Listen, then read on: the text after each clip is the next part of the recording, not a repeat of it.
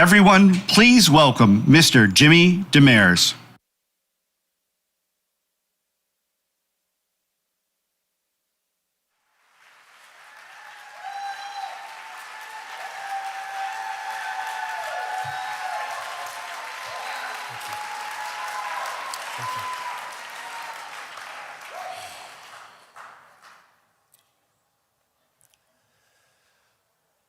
Oh, beautiful for spacious skies, for amber waves of grain, for purple mountain majesties above the fringe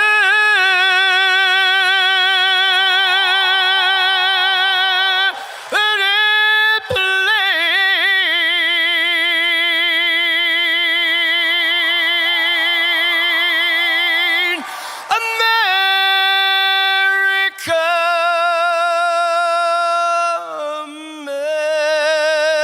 America, God shed your grace on thee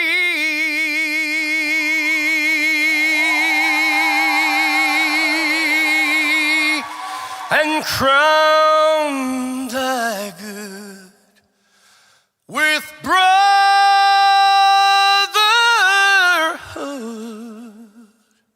from sea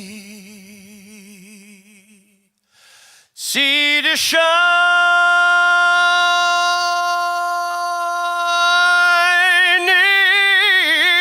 sea.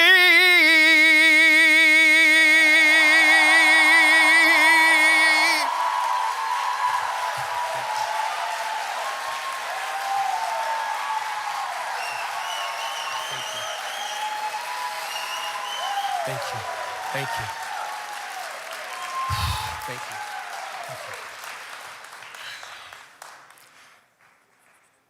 I can't begin to tell you what an honor it is for me to stand here before you, to be with all of you in this room, and to welcome all of you who are watching from wherever you are. I have known this woman for over 30 years. I have had the gift of loving her and being her close friend. It is with the greatest privilege I have to introduce each and every one of you to my friend, Marianne Williamson.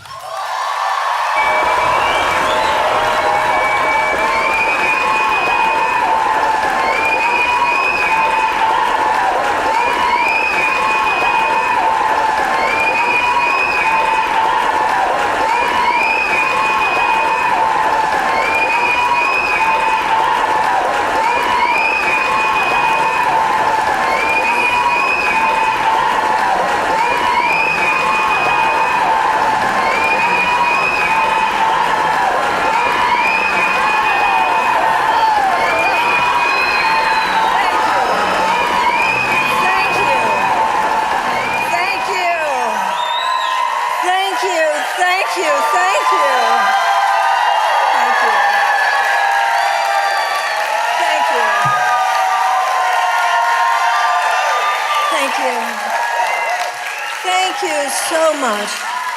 Thank you, all of you, for being here. Thank you for coming. I know some of you actually came from somewhat far away, some of you from other places in the country. I also want to thank those of you who are on live stream, who have joined me here today for what I hope will feel like a meaningful conversation. Martin Luther King said that our lives begin to end on the day that we stop talking about things that matter.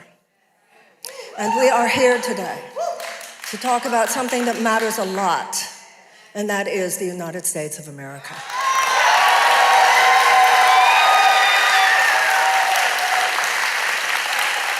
Now, we're all here because we care about this country, but we're all here, or at least many of us are, because we are upset about this country. We're worried about this country.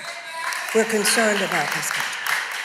And we know that this country is plagued by many challenges now, not the least of which is hatred and division, which is greater than any of us have experienced in our national life.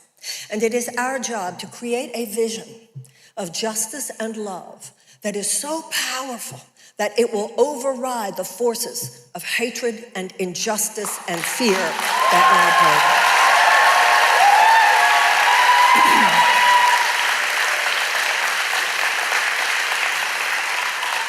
It's one thing, though, to say that we're here because we want to do that. It's another thing to know, how do we do that? And as one young man who might be in the audience today, with such youthful sincerity once said to me, he said, Marianne, what are we going to do? But what I've learned in my life is that the first question isn't always, what do I do? The first question is often, what do I need to understand? And before the United States or any of us can know what it is we need to do, we need to know what it is we need to understand. This country is drowning in information and starving for understanding.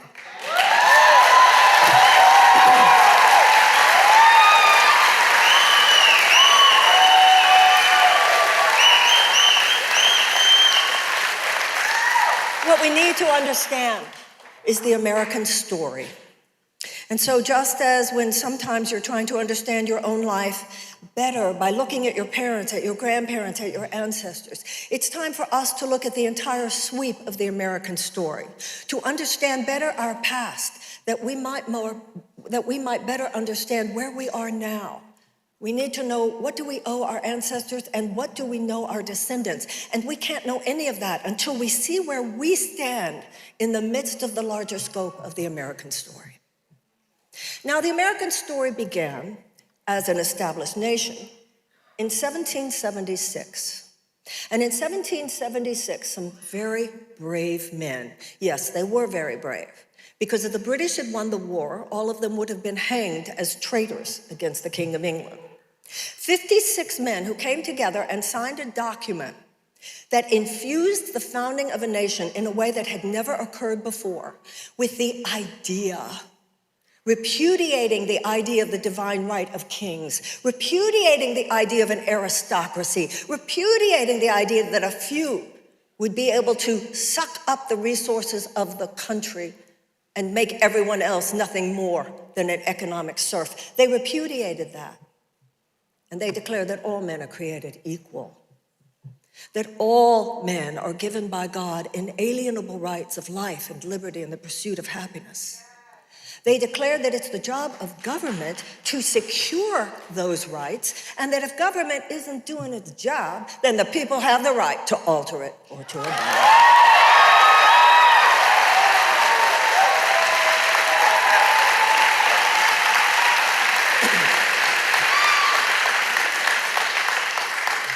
Now, that was extraordinary, of course, but it's also where the story got very gnarly. For out of the 56 men who signed that document, 41 of them were slave owners. So that dichotomy between the extraordinarily enlightened principles politically and enlightened principles morally, on which we purport to stand, is often at odds with forces within our country who usually, for their own economic purposes, have no intention whatsoever of seeing those principles actualized, and have proven in every generation, even unto ours, that they will go to the most violent lengths to make sure they don't.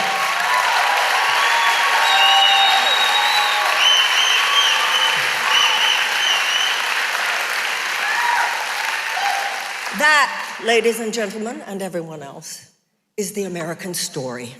That dichotomy, that split mind, which is American consciousness, is baked into the cake. And it has been with us from the beginning, and every generation of Americans reiterates the story. What we are going through right now is baked into the cake here. It is no different than what other generations have faced, but I'm here to say to you, other generations stood up and pushed back, and now it's our turn. That's what we need to do.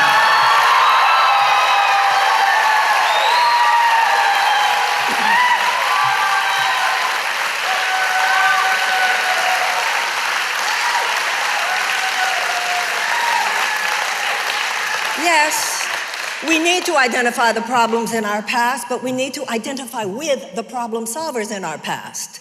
We responded to slavery with abolition. We responded to the institutionalized suppression of women with the women's suffrage movement. We responded to the Gilded Age with the establishment of the labor movement and the New Deal.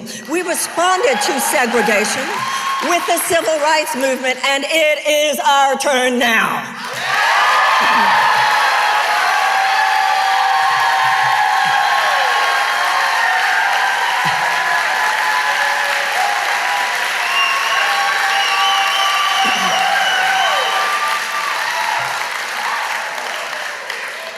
But once again, we have to understand what's happening here.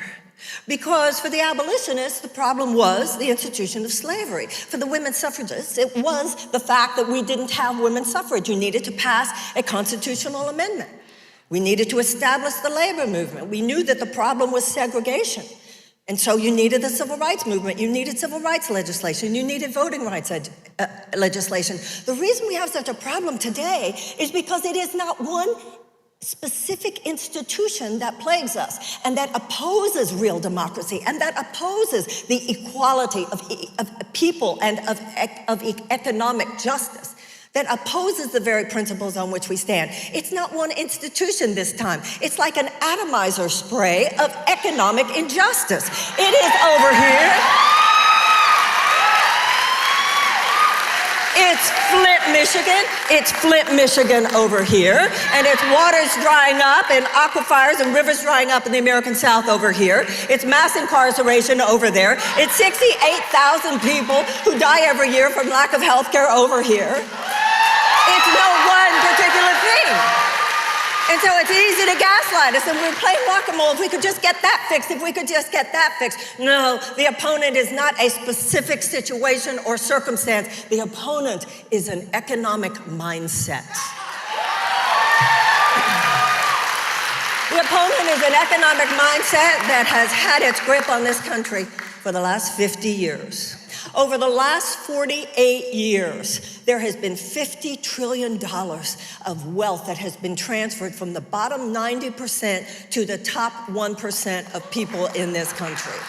This country is now in the grip of an economic mindset, whatever you call it. Some people call it neoliberalism. Some people call it free market capitalism. Some people call it crony capitalism. Some people call it hyper-capitalism. Let me tell you something. It's neither real capitalism nor is it a free market. It is a sociopathic economic system. It is a sociopathic economic system.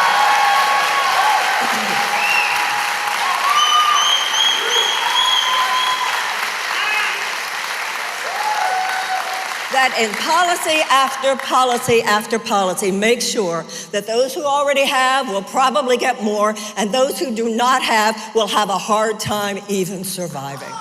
I remind you that in the 1970s, the average American worker had decent benefits and could afford a home and could afford a yearly vacation and could afford a car and could afford to send their kids to college. Before the 1960s, tuition was free at state colleges and universities. That was then, and this is now. This did not just fall out of the sky. This is by design. And that design is now baked into the cake in this town where there are 3 times more corporate lobbyists than there are legislators in Washington, D.C. This philosophy, this economic mindset now has its grip on this country. It has its tentacles in every aspect of our lives. It has its grip on this government. This government is now more than not a system of legalized bribery.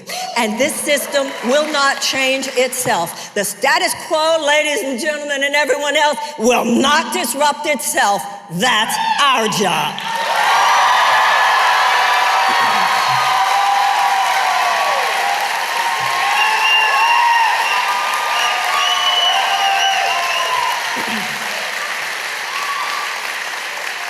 We should remember that Abraham Lincoln, standing on the battlefield at Gettysburg, speaking of the men who had died there fighting for the Union, said that they had given their last full measure of devotion so that a government of the people, by the people, and for the people would not perish from the earth.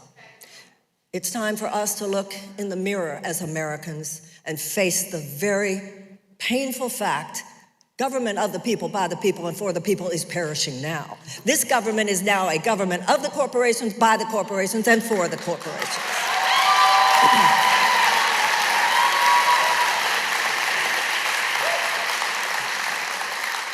Why does 1 in 4 Americans carry medical debt?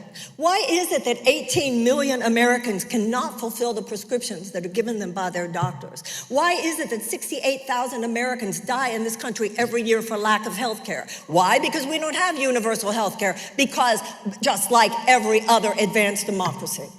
These positions, such as universal health care, such as tuition-free college, higher education, and tech school, such as free child care, such as paid family leave and sick pay, such as a guaranteed living wage, and such as a 21st century economic bill of rights. Those are moderate positions in every other country.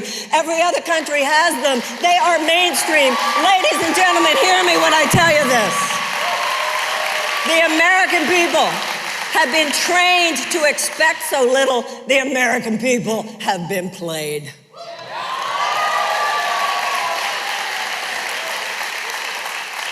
But this is a new time in America.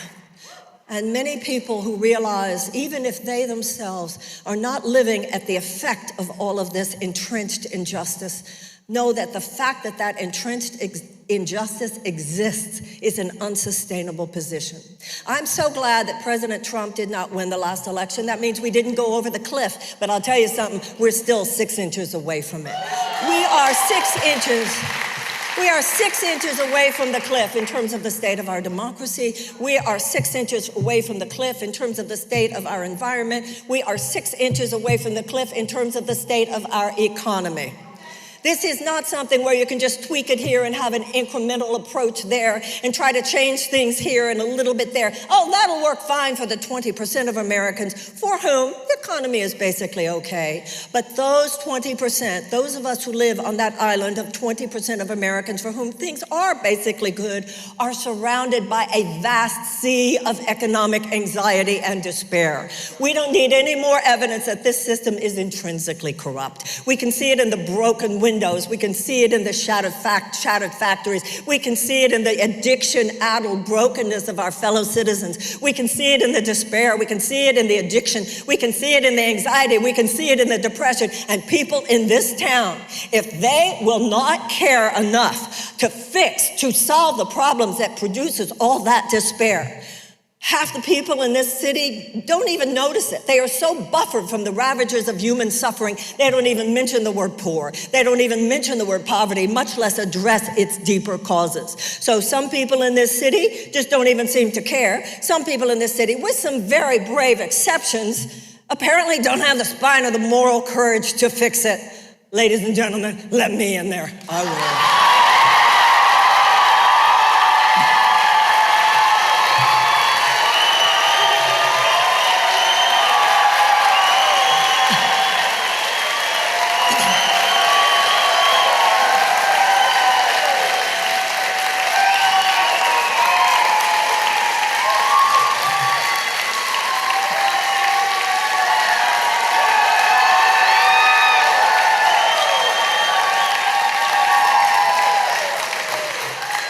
This is the thing. The American people are up for the job. The American people are ready for the task. The American people, look at all the people protesting environmental injustice. Look at all the people who are trying to take stands against the injustices of things like Cop City, things like the deaths of environmental activists. People who are reforming and revitalizing the labor movement in this country. People who are showing new ways to do agriculture, standing up for indigenous rights, standing up for women's rights, standing up for gender liberty, standing up for all of the things that America should be standing for because it represents equality of economic opportunity, social opportunity, political opportunity. Yet the political system as it now exists is institutionally resistant to profound solutions when they do not serve the short-term economic profit maximization of large-form corporate systems, which are the donors and are the people who rule this town.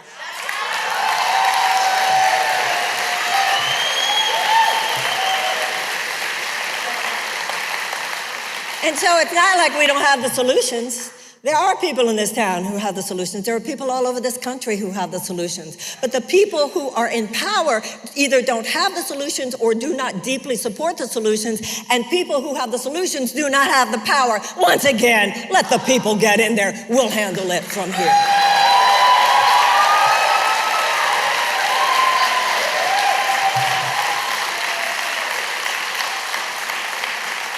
And so I asked you to come here today and to join with me, both those of you who are here live and those of you who are on live stream. I have run for president before. I am not naive.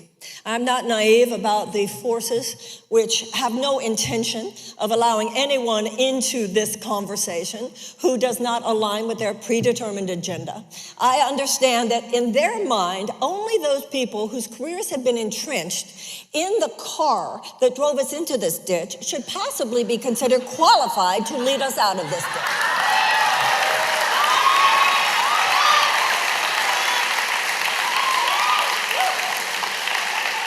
But I reject that notion. And those pseudo-sophisticates who give us their PR about how they're the adults, you see, and people like myself and people like most of you should really sit down now. They would have us think this whole thing is just too complicated. No, ladies and gentlemen, the problem is not that it's complicated. The problem is that it is corrupt.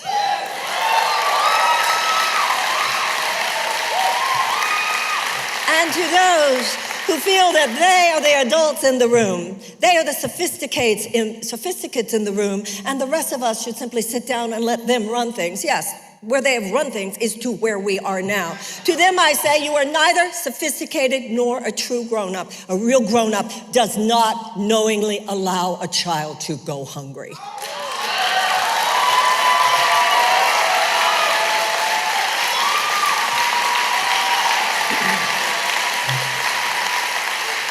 We should be making an emergency level just transition from a dirty economy to a clean economy, and an emergency level just transition from a war economy to a peace economy. None of those fundamental changes are going to happen, however, until and unless we the people step in. No one person can fix it. This is a time of collective effort. All of us are necessary in whatever way our heart leads us to serve. This is not a time, however, to just ask, what can I get? It's time to ask, how can I serve? I'm not saying that one person can fix it. I'm not saying even one president can fix it. But let me tell you something, a president who lays it down and says it like it is would do a lot of good.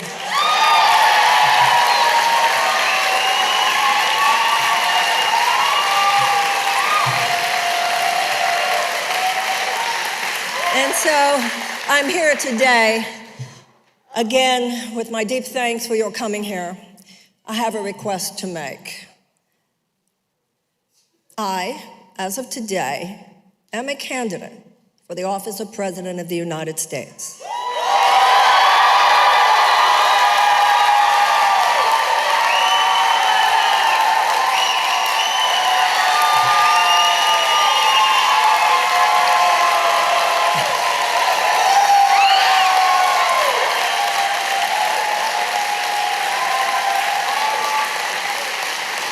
And I am reminded and I am guided by the words of Franklin Delano Roosevelt, who said that a necessitous man is not a free man. Not every chain is visible. It is time for us to release the shackles that are on the 64% of Americans who are living paycheck to paycheck. It is time for us to do what other generations have done. And Franklin Roosevelt said that we would not have to worry about a fascist takeover, he said, as long as democracy delivered on its blessings. Given the economic situation of far too many Americans today, given the behavior of this corporate matrix, whether it has to do with insurance companies, big pharmaceutical companies, big oil companies, big agricultural companies, big food companies, big chemical companies, or the military industrial complex and the defense contractors that they serve, they have had their day. Corporate tyranny will end now. Only of you.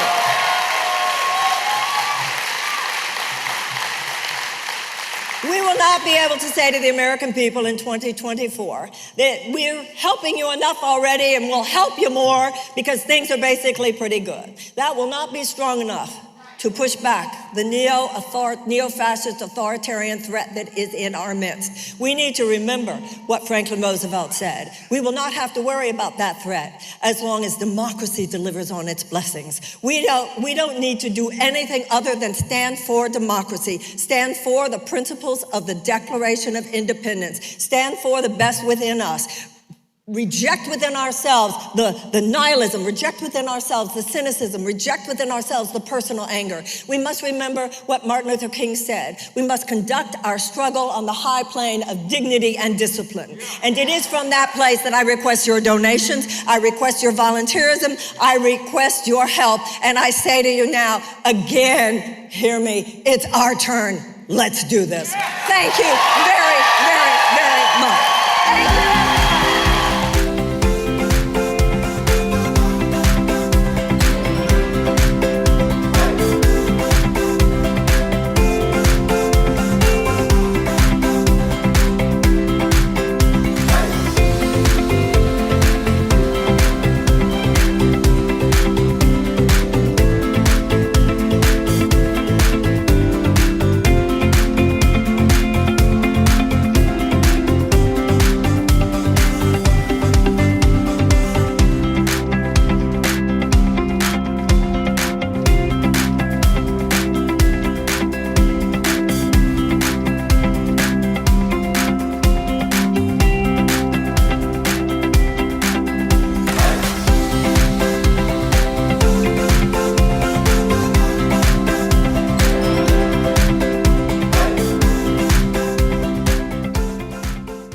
I'm Marianne Williamson, and when I was growing up, America had a vibrant middle class. The average American worker had decent benefits, could afford a home, could afford a car, could afford a yearly vacation, could afford for one member of the couple to stay home if they wished, and could afford to send their kids to college. But over the last 50 years, there's been a massive transfer of wealth to the tune of $50 trillion from the bottom 90% of Americans to the top 1%, decimating America's middle class. We all owe President Biden a debt of gratitude for defeating President Trump in 2020. But with the things that they're going to be throwing at us in 2024, we need to submit to the American people an agenda of fundamental economic reform, universal health care, tuition-free colleges at state colleges and universities, higher education including tech schools, paternity and maternity leave, free child care, and a guaranteed living wage. These are things that are considered moderate positions in every other advanced democracy. But in the United States, people have been trained to expect too little. The American people have been played. What the Democratic Party should do is to truly return to the principles of Franklin Delano Roosevelt. Not just alleviate people's suffering, but offer them genuine economic reform. Not just help people survive in an unjust system. The Democratic Party should end an unjust system. Washington, D.C., with a few brave exceptions, is filled with two major categories of leaders. Those who don't even care about all the suffering that's going on out there, and those who do not have the moral courage to fix it. Let me in there. I will. I'm Marianne Williamson, and I approve this message.